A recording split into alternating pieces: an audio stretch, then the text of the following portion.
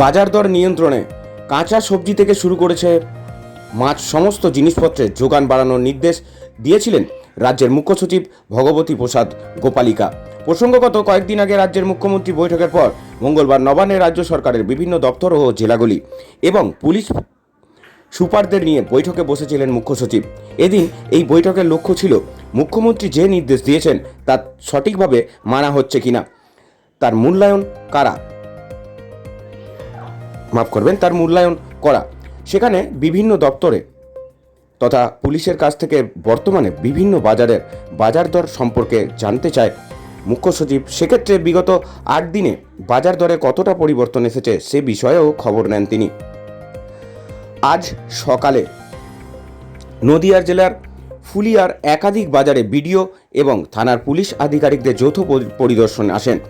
শান্তিপুরের BDO Sandeep Ghosh, Phulia police ফাঁড়ির police আধিকারিকরা এই অভিযান চালান।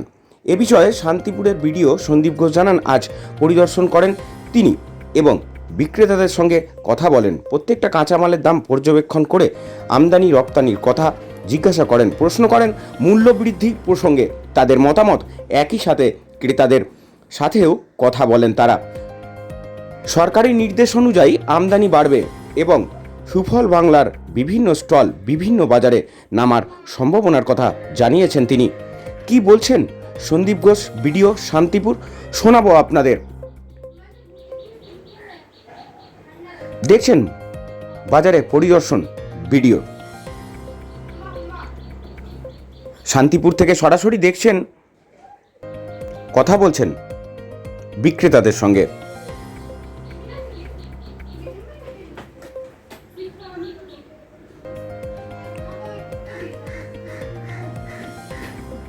নদিয়া থেকে মলয়দের রিপোর্ট, ডেলি নিউজ। আরও খবর নিয়ে আসছি, সঙ্গে থাকুন ডেলি নিউজে। শুনে নেব সন্দীপ ঘোষ বিডিও শান্তিপুর কি বলছেন, সরাসরি শোনাবো আপনাদের। হঠাৎ করে নয়, আমি নিজেও একজন ক্রেতা। বেশ কিছুদিন ধরে সবজির দাম বেশি আছে।